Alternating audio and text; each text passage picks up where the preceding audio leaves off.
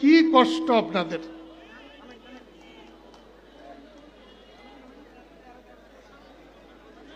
মুক্তিযুদ্ধের সময় কত লাখ লাখ লোককে আমরা চালালাম, একসঙ্গে চললাম, একটু কষ্ট হয় নাই। স্লোগান শুনলাম জয় বাংলা। এই জয় বাংলা স্লোগান এটা কার? এই স্লোগানটা কার? আপনারা বলতে পারবেন কেউ? জয় বাংলা স্লোগান কার? কালিহাতির মানুষ কি বোবা হয়ে গেছে নাকি? এই স্লোগান এটা কার?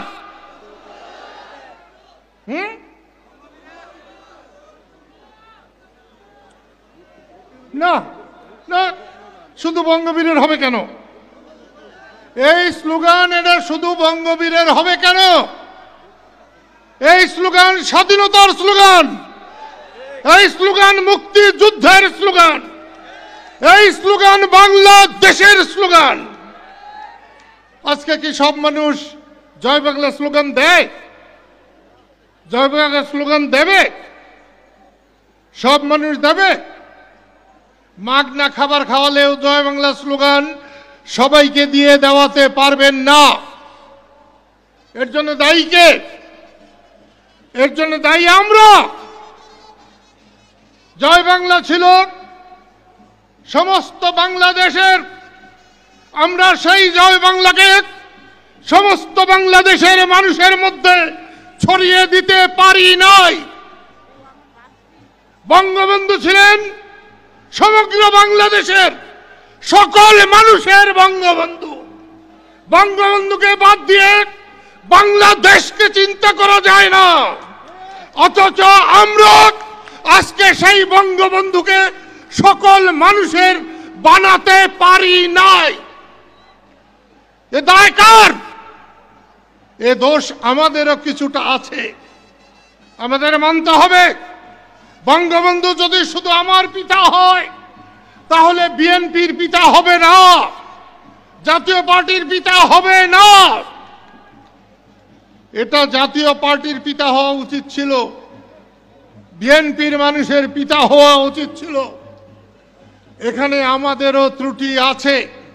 স্বাধীনতা বিরোধীরা যেমনি করে আমাদেরকে বিভক্ত করার চেষ্টা করেছে, আমাদের দলে দলে খণ্ডিত বিখণ্ডিত করেছে, ঠিক তেমনি আমরা নিজেরাও নিজেদের মধ্যে দলে দলে বিভক্ত হয়ে আমরা আমাদের ক্ষমতাকে, আমাদের শক্তিকে আমরা খর্ব করেছি, নষ্ট করেছি।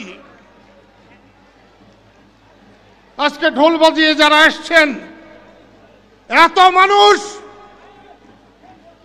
18 সালের নির্বাচনের আগে যেদিন লতিফ সিদ্দিকীর গাড়ি ভেঙেছিল সেদিন আপনারা কোথায় ছিলেন?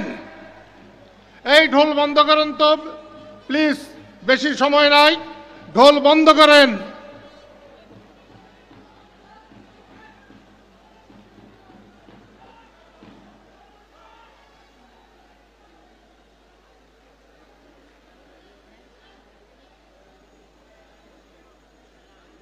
লতিফ সিদ্দিকীর গাড়ি ভাঙায় আপনারা খুশি হয়েছিলেন না বেজার হয়েছিলেন?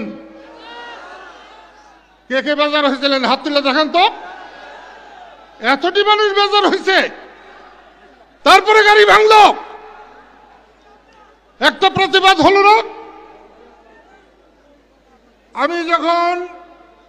আমি যখন ব্যাটারি গাড়িতে আসছিলাম বড় ভাইয়ের সঙ্গে, জয় বাংলা স্লোগানের সাথে সাথে কিন্তু আমি শেখ হাসিনার স্লোগানও শুনেছি। শেখ হাসিনা যদি লতিফ সিদ্দিকীকে বের করে দেয়, আপনারা কথা বলতে পারবেন? পারবেন? লতিফ সিদ্দিকীকে আওয়ামী লীগ থেকে বহিষ্কার কে করেছে? কে করেছে? আগে জানলে তো আমি এখানে মিটিংয়ে আসতাম না। আমি আগে জানলে মিটিংয়ে আসতাম না। আপনি আমার সখীপুরে যান, গজারি গাছের মতো প্রত্যেকটা মানুষ কথা বলবে, একটাও বোবা না। সেখানে অত্যাচারও হয় না, হয় কিন্তু অতটা হয় না যতটা কালিহাতীতে হয়।